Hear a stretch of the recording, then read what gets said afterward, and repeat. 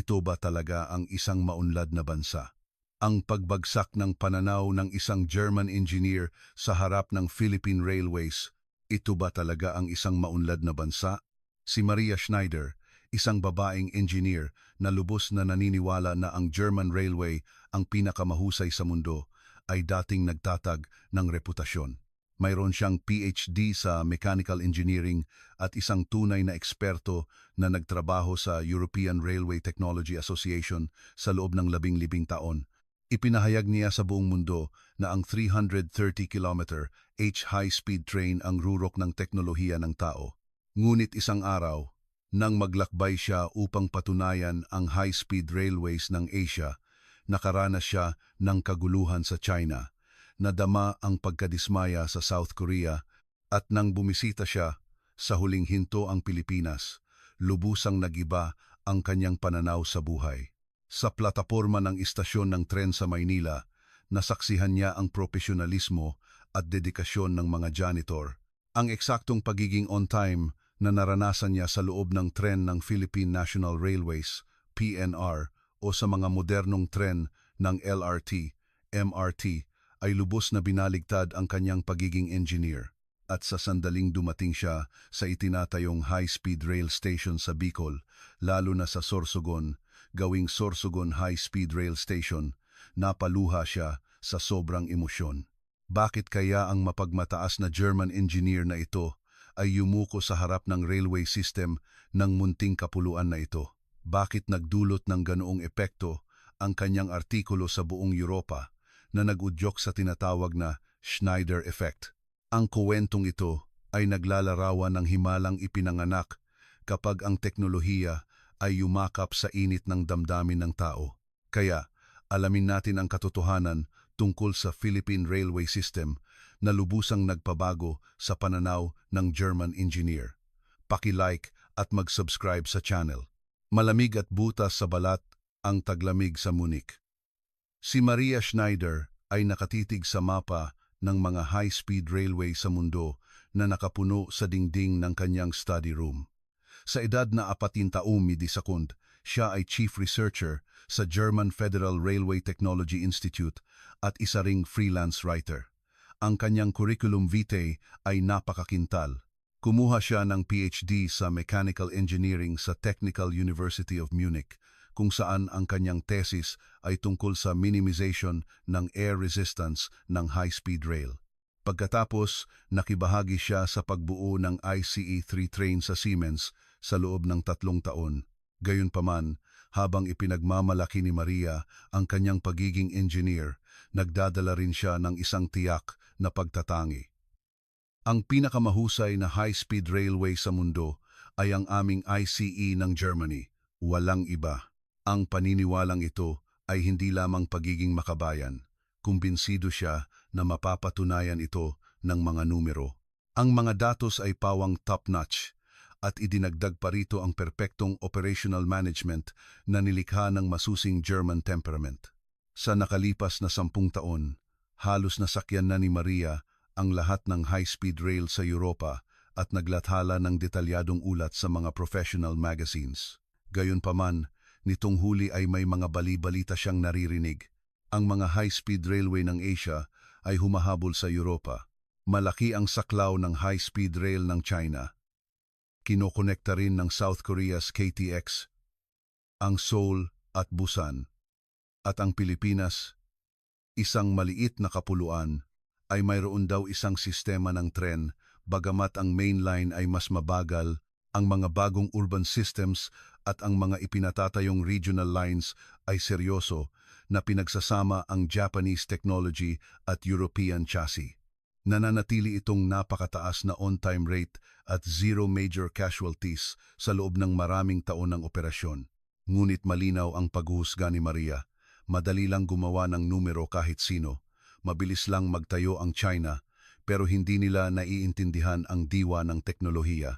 Ang South Korea ay copycat lang ng French technology, at ang sistema ng tren ng Pilipinas, siguro pinagsamang teknolohiya lang ng Hapon.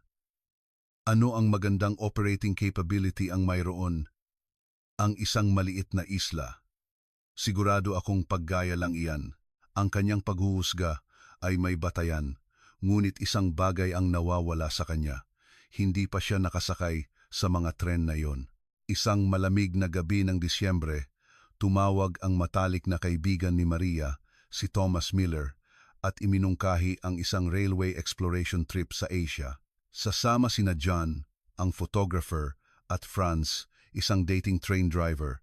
Maglalakbay sila mula Beijing patungong Shanghai, tapos sa Seoul, at panghuli, mula Maynila hanggang Bicol.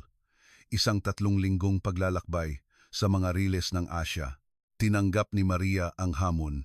Nagtakda siya ng isang mahigpit na scoring sheet.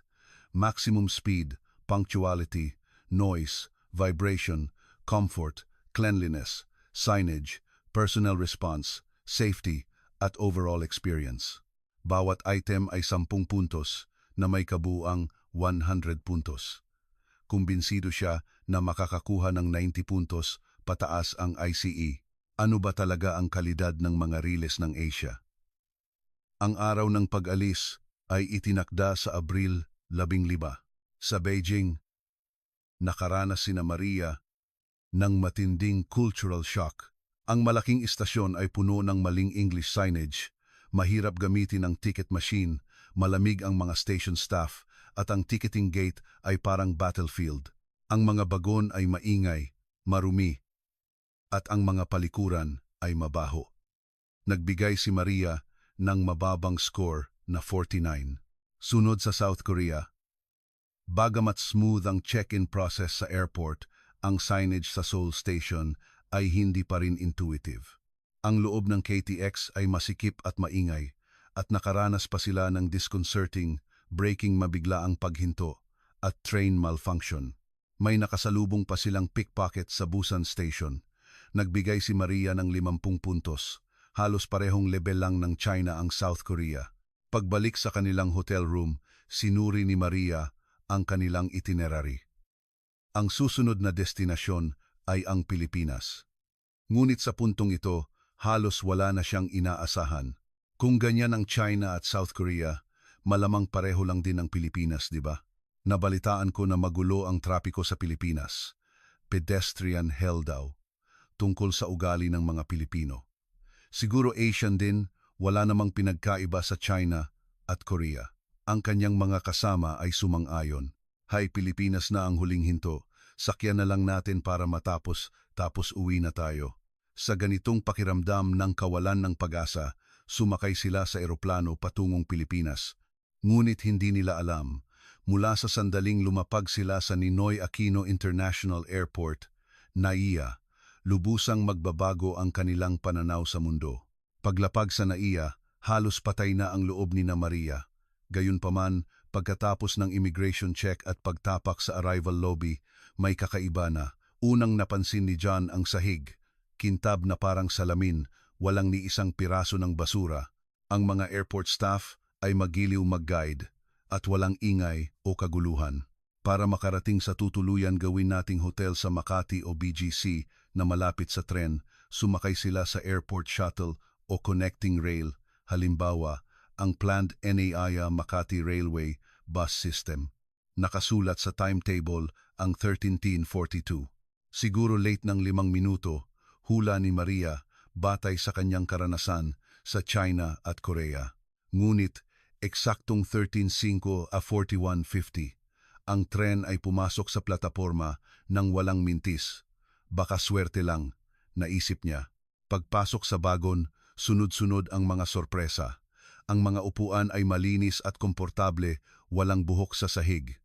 Ang mga pasahero ay tahimik na naglalaro sa kanilang cellphone o nagpapahinga. Walang nag-iingay. Mas magaling pa yata ito kaysa sa Germany. Unang nakaramdam si Maria ng magandang impresyon. Pagdating sa designated station, halimbawa, EDSA Station, at paglipat sa local train, MRT, LRT, nasaksihan nila ang pinakamagandang tanawin sa kanilang buhay. May mga puting queue lines na nakapinta sa sahig ng plataporma. Sa China, nagtutulakan. Sa Korea, nag-aagawan. Pero dito, perpekto ang kaayusan. Bulalas ni Thomas. Mas nakakaantig pa ang tanawin nang lumapit ang tren. Walang sinuman ang sumubok na sumakay hanggang hindi pa lubusang nakakababa ang lahat ng pasahero.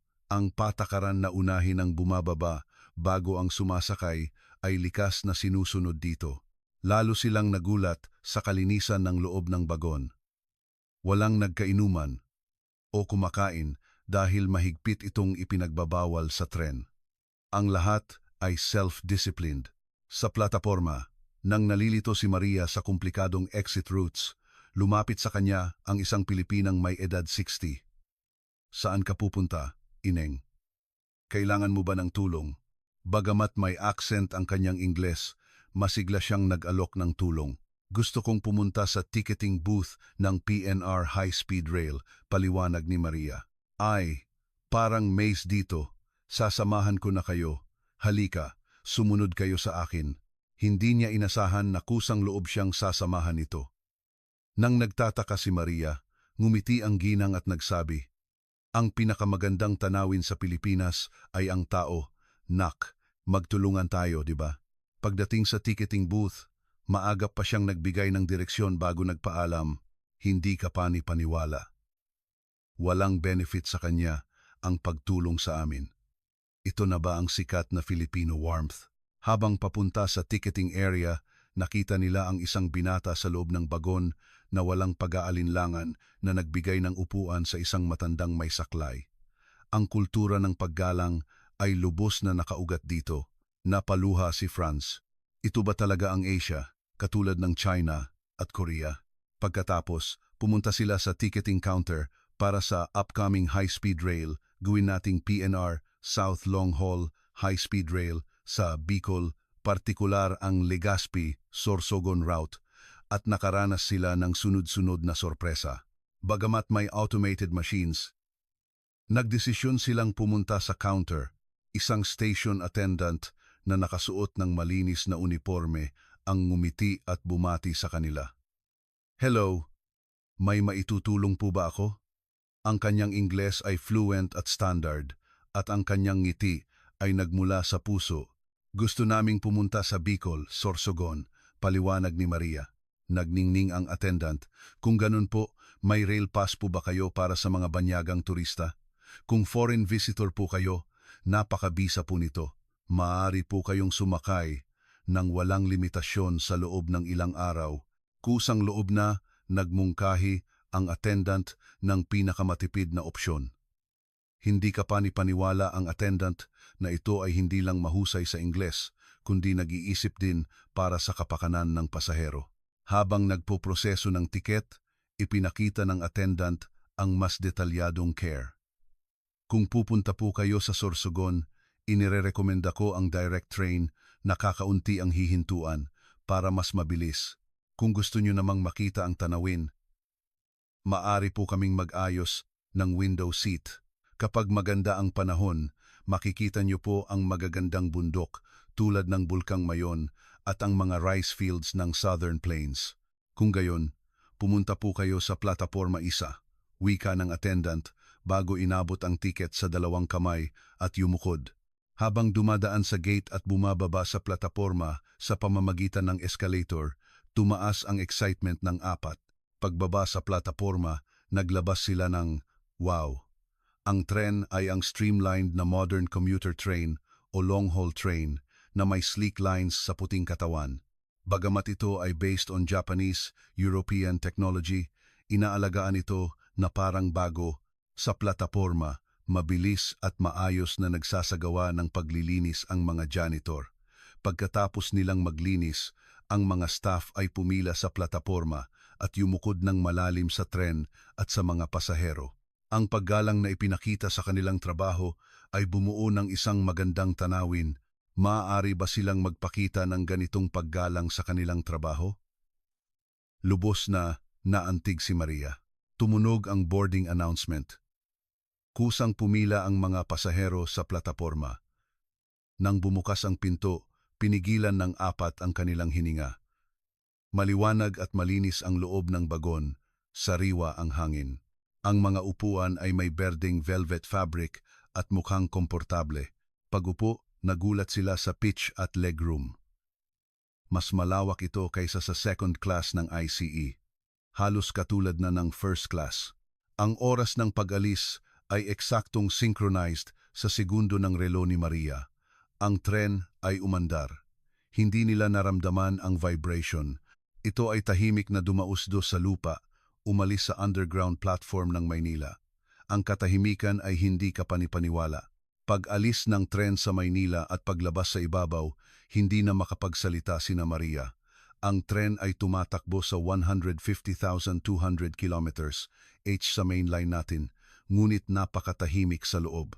Naglagay sila ng isang baso ng tubig sa mesa.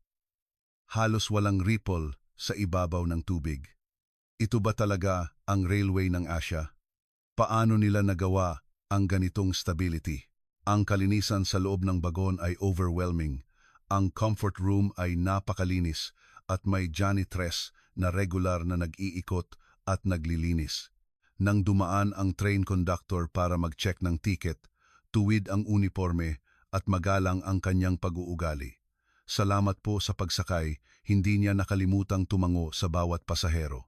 Nang dumaan ang trolley ng in-train service, ang attendant ay yumukod muna sa bagon at yumukod muli pag-alis. Ang tanawin sa labas ng bintana ay nagbago habang naglalakbay sila patimog. Mula sa urban landscape ng North, ito ay naging burol sa gitnang Luzon at pagkatapos ay malawak na green rice fields sa timog. Sa malayo, ang maringal na bulkan, ang Mayon, ay nagniningning sa araw. Ang ganda ng mga bundok na iyan, masiglang nag-click si John ng shutter. Ang tren ay dumaan sa mga istasyon. Halimbawa, Lucena, Naga, at BP. Walang jolt o bump kahit hindi bumabagal ang tren. 10 minuto bago dumating sa Sorsogon High-Speed Rail Station, tumunog ang anunsyo sa loob ng bagon. Malapit na tayong dumating sa Sorsogon. Tiningnan ni Maria ang kanyang relo. Ang scheduled arrival time ay 14:30. Hindi nagtagal, lumabas ang sagot. Eksaktong 14:06:30. Ang Philippine train ay pumasok sa Sorsogon Station platform ng eksaktong synchronized sa segundo ng relo. Hindi kapani-paniwala na bigla ang apat. Tumatakbo ng halos 350 kilometro, walang error kahit isang segundo. Ito ba ang kakayahan ng PNR? Pagbaba sa plataporma, lubusang nagiba ang kanilang value system. Hindi lang bilis, kaginhawaan, punctuality, kaligtasan, kundi pati na rin ang pinakamahalaga, ang init ng Filipino hospitality at paggalang. Ito ay isang sistema kung saan ang teknolohiya at damdamin ay perpektong naghalo. Sinulat ni Maria sa scoring sheet. Maximum speed, 9 puntos sa kasalukuyang line speed. Punctuality, 0 puntos. Accurate sa segundo. Sinasabing ang on-time rate ay higit sa 99 Noise, 10 puntos. Napakatahimik. Vibration, shaking, 10 puntos. Napakastable. Seat comfort, 10 puntos. Malawak at komportable. Cleanliness, 10 puntos. Ang urban trains at long haul ay parehong perpekto. Signage and ease of understanding, 9 puntos. Multilingual at may helpful strangers. Personnel response, 10 puntos. Tunay na hospitality na puno ng init ng damdamin. Safety impression, 10 puntos. Perpekto. Overall experience, 10 puntos. Ang pinakamahusay na karanasan sa railway at kultura sa kanilang buhay. Total score, 98 puntos. Nagkamali kami. Sa railway ng Asia, ang Pilipinas ang nakatagong jewel, wika ni Maria. Bagamat gumamit sila ng teknolohiya ng ibang bansa, isinama nila ang sarili nilang kultura at management at lumikha sila ng isang natatanging, mainit na karanasan. Tumango ng malalim ang lahat sa sinabi ni Thomas. Sa loob ng 3 araw sa Bicol Sorsogon, Albay, nakasalamuhan ni Maria ang lokal na kultura tulad ng mga fiesta at mga historical sites. Saan man sila magpunta, nagulat sila sa init at kabaitan ng mga Pilipino. Sa araw ng pag-uwi, habang nakasakay sa tren patungong airport, nagdesisyon si Maria. Kailangan niyang iparating ang damdamin na ito sa buong mundo. Pagbalik sa Munich, nagpuyat si Maria sa pagsusulat ng kanyang artikulo. Ang pamagat, ang pagbagsak ng aking pagmamataas, ang Asian Miracle, Philippine Rail, at ang kaluluwa ng kapuluan. Detalyadong inilarawan sa artikulo ang overwhelming advantage ng Philippine Railways kabaligtaran sa nakakadismayang karanasan sa China at Korea. Ang bahaging ito ang lubos na nakaimpluwensya. Bilang isang German, lubos akong naniniwala na ang aming teknolohiya ang tanging pamantayan. Ngunit sa sandaling sumakay ako sa tren ng Pilipinas, ikinahiya ko ang aking pagmamataas. Hindi lang ito tungkol sa tumpak na teknolohiya at punctuality, kundi mayroon ding init na matagal na nating nakalimutan. Iyon ay ang taos-pusong kabaitan at pag-aalaga ng mga Pilipino. Hindi lamang ito railway. Ito ay ang konkretong forma ng Filipino hospitality ng lipunan. Ang artikulong ito ay isinumite sa pinakamalaking railway magazine sa mundo, ang Railway Fanatics, at ang reaksyon ay hindi inaasahan. Sa loob ng 24 oras ng paglalathala, ang views ay lumampas sa 100,000. Ang comment section ay puno ng pagkamangha. Pilipinas? Hindi ko naisip na ganoon pala kagaling ang trend doon. Ang mga queue lines at kultura ng pagbibigay daan ito ay rurok ng sibilisasyon. Gusto ko ring maranasan ang tinatawag nilang Filipino warmth. Ang pinaka-nakakaantig ay ang reaksyon mula sa loob ng German Railway Company. Nagsimula silang magtalakay kung dapat silang magpadala ng delegation sa Pilipinas upang pag-aralan ang kanilang maintenance at service processes. Makalipas ang 3 buwan, nakatanggap si Maria ng email. Ang nagpadala ay ang Philippine Railway Operating Unit. Nabasa namin ang artikulo ni Miss Maria Schneider at lubos kaming naantig. Kung maaari, nais naming imbitahan kang i-feature ang pinakabagong tourist train ng Pilipinas, ang Mayon Discovery Express. Gumawa tayo ng pangalan. Naniniwala kami na mararanasan mo ang kagandahan ng slow rail culture ng Pilipinas na iba sa high-speed rail. Matapos mag-imbestiga, nalaman ni Maria na ang Mayon Discovery Express ay tinatawag na Moving Art Museum, isang ultimate luxury tourist train. Maaari kang mag-enjoy sa mga magagandang coastal views at mountain views habang nilalasap ang Michelin-level cuisine na gawa ng mga lokal na ingredients. Masiglang tinawagan ni Maria ang 3 niyang kasama. Babalik tayo sa Pilipinas. Island hopping naman tayo ngayon. Ang puso ng 4 ay muling napuno ng pananabik para sa kapuluan na puno ng humanity. Ngayon, dahil sa artikulo ni Maria, dumarami ang mga European Railway Fanatics na nagtutuon ng pansin sa Pilipinas, tinawag itong Schneider Effect. At si Maria, sa kanyang bahay sa Munich, ay nagpaplano ng masigasig para sa kanyang susunod na biyahe sa Pilipinas habang pinagmamasdan ang isang modelo ng Philippine Commuter Train. Ang mga riles ng Pilipinas ay hindi lamang transportation. Ito ay isang mainit na tulay na nag-uugnay sa puso ng mga tao. Ang pahayag na ito ni Maria ay naging common understanding na ngayon sa mga railway enthusiasts sa buong mundo. Kaya, ano sa tingin ninyo? Naantig din ba kayo ng karanasan sa Philippine Railway? Ang kaayusan ba ng tren sa Maynila? Ang punctuality ng mga linya? O ang kakaibang Filipino hospitality? Ibahagi ang inyong karanasan sa Pilipinas sa comment section.